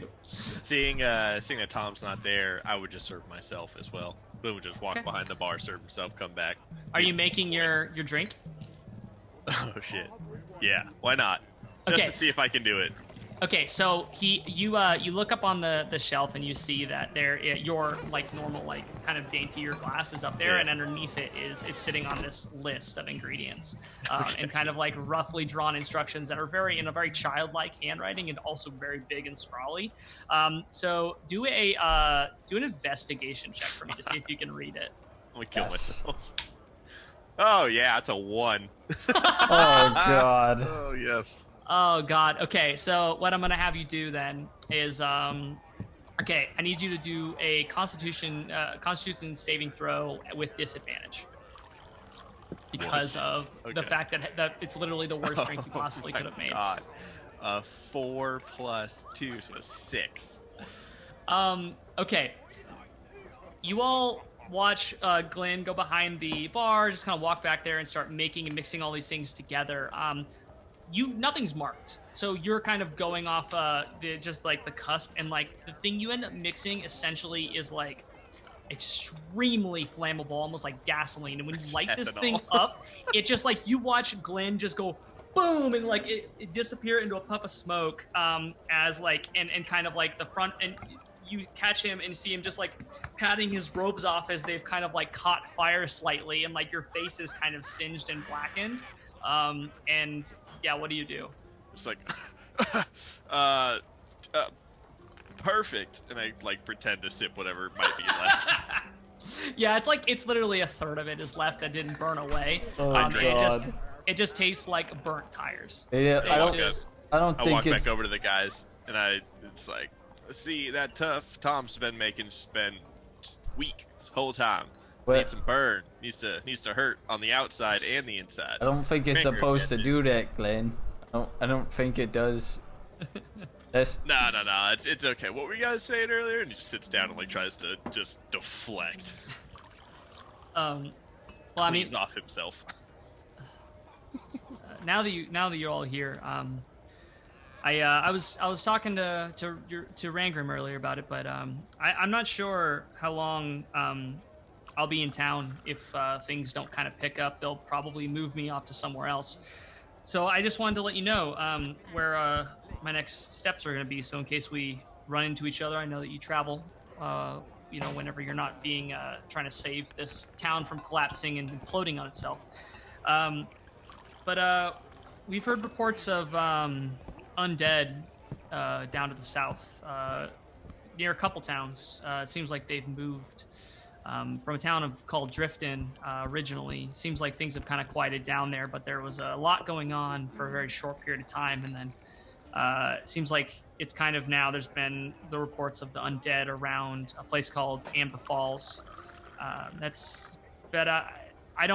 not scheduled to leave yet. I'm planning on sticking around here for a couple more days at least, just to make sure things don't pop back off again. But just wanted to let you know so that in the future if we run into each other, that would be good.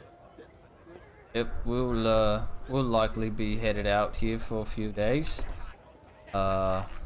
We've got a bit of a clue that we're trying to figure out in regards to this red hand, and hopefully somewhere. Yeah, just my recommendation would be to stay away from the north if you can, at least directly north of here. There's been that rebellion is getting worse, and we're trying to keep them at bay, but they're gaining strength and different resources all the time. Seems like people are joining their cause. Is this a rebellion that Cosmo would out?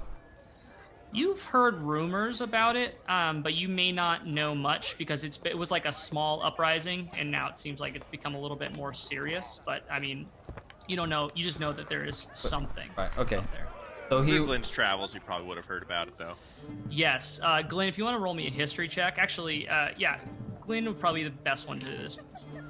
Roll history. 15. Okay. Yeah, so you would have heard that there's a small... You don't know exactly what their cause is, but you know that there is a small faction that seems to be growing, known as the Revivifists, to the north. And they have...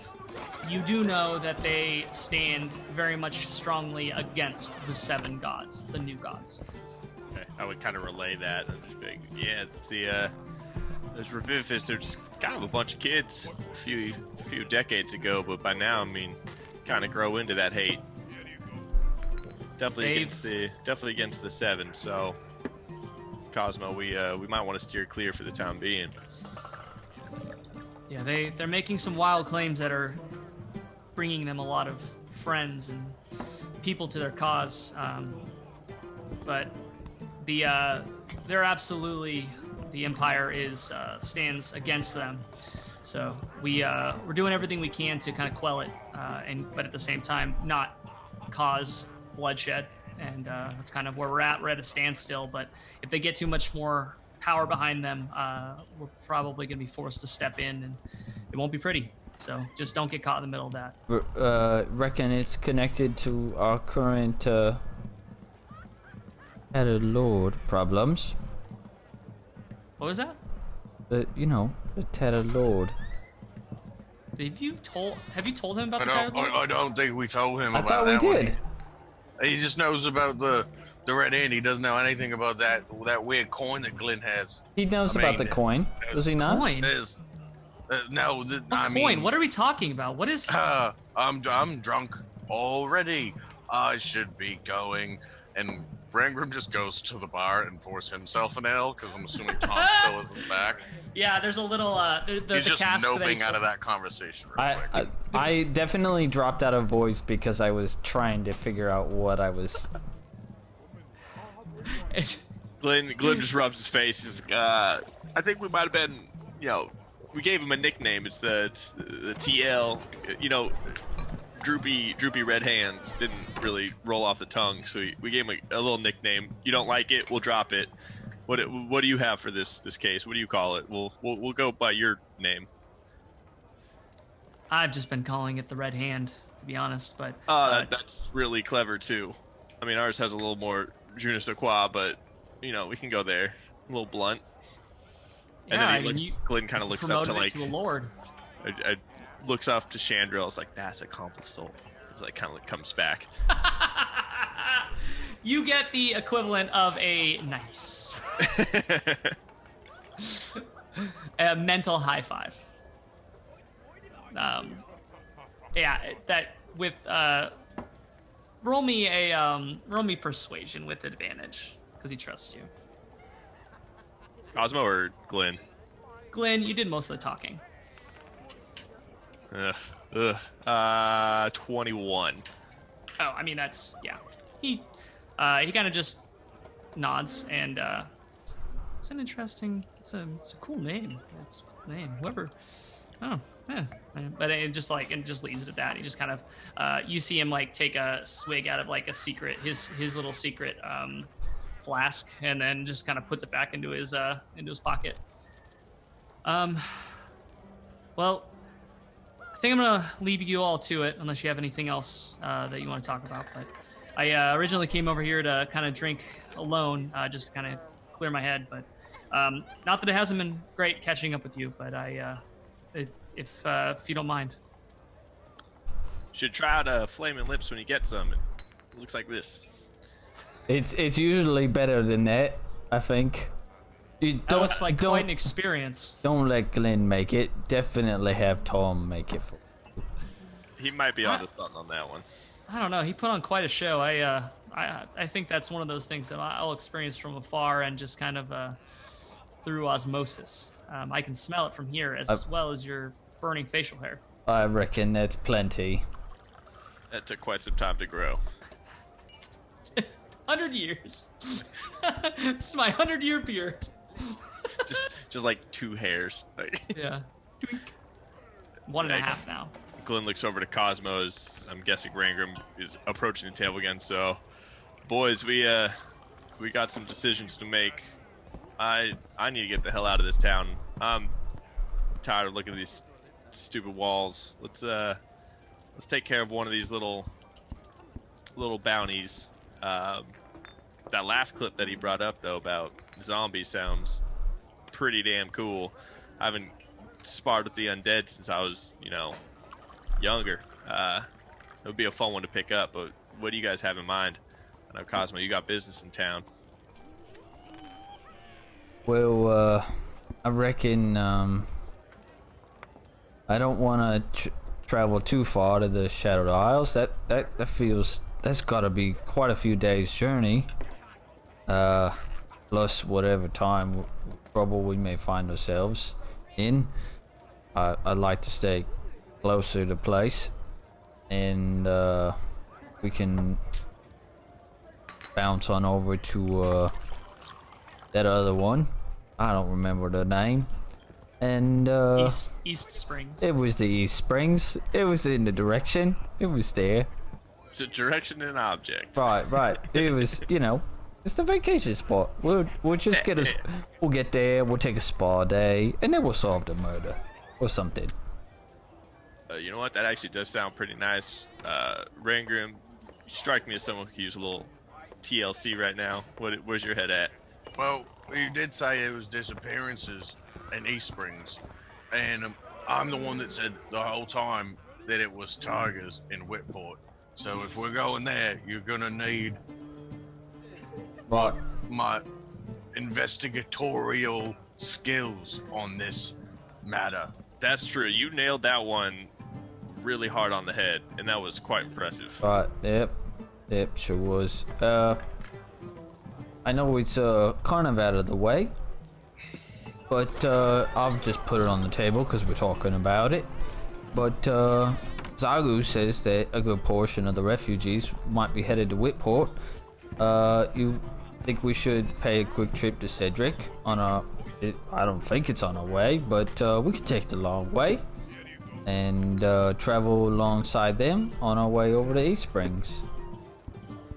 Might not be a bad idea to do a little roundabout way to get there, but it is absolutely the opposite direction. Just so you know, it's essentially halfway. It's halfway to Shattered Isles. I think you're you're right that we're gonna have to get them a little bit of protection wherever they're headed. I don't think a lot of undercommon are gonna do too well on the surface without. Can you put someone the map up again? Yeah. Bobby? Thank you. Oh no, was gonna we know. pull it. Yeah. I just wanted to see it myself. I don't even know what number. It's not halfway. It's like a third of the way. It's 35 is Whitport. 35 has a question mark, so I was trying to figure it out. Oh, yeah, I probably should fill that in. I'm just going to fill the rest of these in with names. That way we can reference them. 35 is Whitport, and 7 is East Springs. 14 is Tin Town, for reference. Yes, 14 is Tin Town. So essentially, you are closer to East Springs, but by the time you get to Whitport, it will be even between the two. Yeah, we can give a little escort. I wouldn't mind doing it. Amber Falls is 5. It's way south. Driftin is 27. Even more south. Yes, very south. I feel like I owe Joro a little closure to getting these people safe. I'll follow you on that one, Cosmo. It's your call. Right. Let's get them to Whitport, and then we'll see what we want to do by then.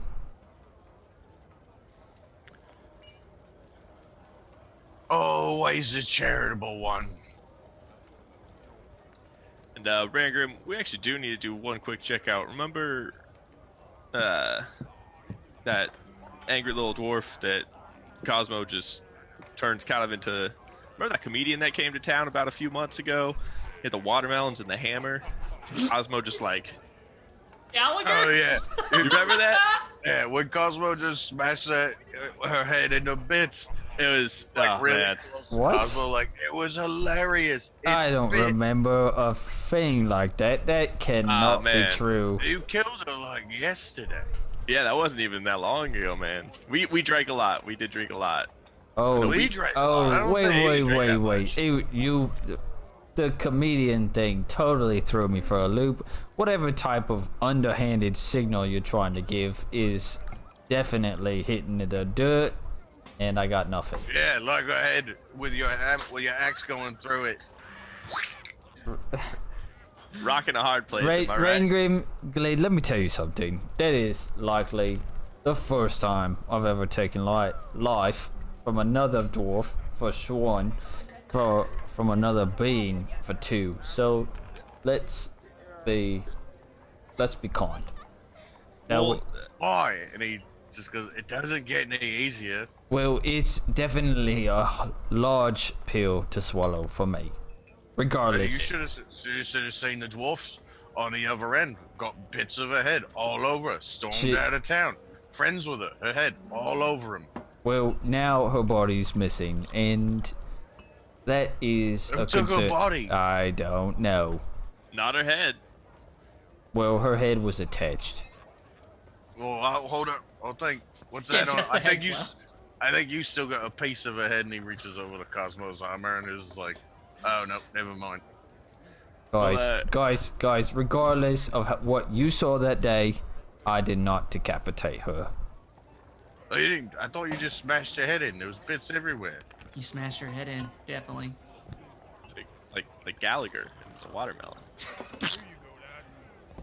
Glenn looks over to Cosmo like, Cosmo, I mean, bright side of her body walking away, maybe you didn't kill her. Maybe you only got, halfway through the job. I think you killed her. She looked pretty dead. She was pretty dead. I was standing on top of it. You were standing somewhere on top of a building doing nothing. Oh, that reminds me. And I pull out a ring and hand it to Rangrim. I hand him the ring of rituals and say, you might be able to use this. And I kind of explain what it does. Like, it might help with those little blessings you've been giving us every morning. Cool. Thanks for the reminder, Cosmo. Right, well, let's So back to Cosmo's murder victim. We should go see if we can't figure out what's going on with that body. Well, I can help to. If there's some sort of clues with the body, I might be able to do something. did I not make myself clear? The body is gone. It cannot be seen. There's nothing left to find. It's an empty What'd you do room. to a body? Somebody stole it. That's what Chesk said. Oh, they stole it. They stole the body. Oh, I heard that wrong too. I figured someone found the head. No, Okay. the whole Maybe thing. we should go see the Head scene of the crime. to toe is gone. It's gone. Well, you were standing right there, Glenn. Chesk said it. Somebody stole the body. I was busy looking menacing. Right, and Like, you Chesk was was, trying like, to talk him shivering. He was into franchising DOS Dogs. full-time job You for didn't him. even listen. I paid attention to every other word, if you will. Right, you clearly were not listening. So, do we need to go try to find this body, or are you just gonna try to kill her twice another time? Right, well, guys. Well, I know something that might not bode too well for you, Cosmo. I think the constable just told us something about undead in the south. And I think someone said that her party fled to the south. And they got necromancers down there. We don't know If that she her comes body went back, to the she's south. gonna be extra pissed that you smushed her head. Maybe it's a good idea we do get out of town. You can't find us if we're not here. Well, yeah, clearly now I'm, for some reason, the head of this town, and She's not anymore. She don't- Glenn goes to high five. I mean, Ranger high fives Glenn. but, yeah, guys, this is just... He just takes a big swig of his ale. There. Daddy's here. Well, it No, sounds he's like- not. Daddy's gone. He died. And thanks for rubbing it in. Glenn Oh, just looks God. at Rangram real disappointed, like, why would you do that, dude? Like, what?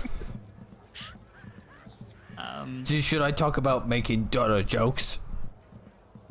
Go ahead. The elf's been making them for weeks. Well, clearly he tried to kill her too. Two Like times. 3 times. At Three least, times. well, she's up one on him, clearly. She's up 2 on me. Well, even better. Who's keeping score? You are. And I like write down in a little notebook. Well, boys, I think we got at least somewhat of a plan. We got to get these refugees to Whitport. We gotta safely. get out of. We gotta get out of here. Let's go down to Zagu, and we're just gonna get. We'll figure out who's leaving, and we'll leave with them. We can head out tonight, yeah? Imagine they're like Rangram like to travel at night. Yep, Yeah, it'll be better for me. let's travel by night. It'll be quicker, and we'll get out of here. What are you wanting to do for the rest of the day? Because you essentially have to wait till dusk at that point, and then we can find a stopping point. Depending on, I mean, there might be an RP conversation that needs to happen, but how many people are leaving? We don't know. So there's about 60 people. I would say that he said about half, so you can assume close to 30.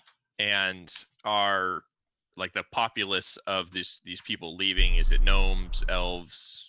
Like, what are the sizes? Yeah, it's I mean it's a lot of different things. It's hobgoblins. It's deep gnomes. There are like there's maybe like 1 or 2 gray dwarfs in there. There's drow. Like there's essentially like a smattering of all the Underdark races that are kind of mixed in here. Okay.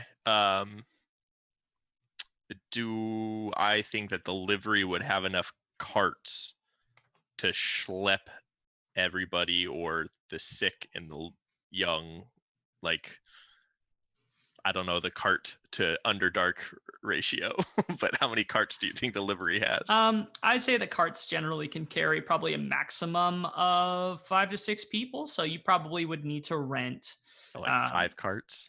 Yeah, and there's actually like a market down there as well, down in the bowl, which we've never interacted with. The bowl, like the market that's around the bowl, or the one on the rim, which is up on the edge. 2 different kinds of markets. One's the rim is, or the bowl is more internal trading within the town, things that people would want, and the rim is more for trading that goes out of town, so people selling things outside of town. That's Gotcha. generally how those 2 things work. But I think that you'd be able to, if you wanted to secure carts, like 5 carts, I think that'd be totally doable. Cool. That's what Glenn would be doing while Cosmo's rallying the troops. Okay. And then you didn't even buy your other one last time. So do you want to buy one for yourself as well? Buy 6 carts. Sure. Okay. So yeah, we'll just, you know what we'll do? We'll just round it then. We'll just say that it's for 6 carts, it's 60 gold pieces. Okay. That's okay. Buy 5 carts, the 6 carts free. Yeah, exactly. There you go. What a deal. All right, cool. I buy 6 carts. 1 for us and then 5 for the travelers. Okay. Awesome. Anyone else want to do anything before the end of the day? Well, just leaving the Matic, I'd look to Cosmo and say, "Oh, Cosmo, let's go find Glenn. We should make like cigarette and head off." And then he exits the Matic. Oh, please. I think you already have inspiration. Take one more for that. That was the best. That was very good. Oh my god, I wish I was there to cast Tasha's hideous laughter. I know, I was a little disappointed. Oh my god.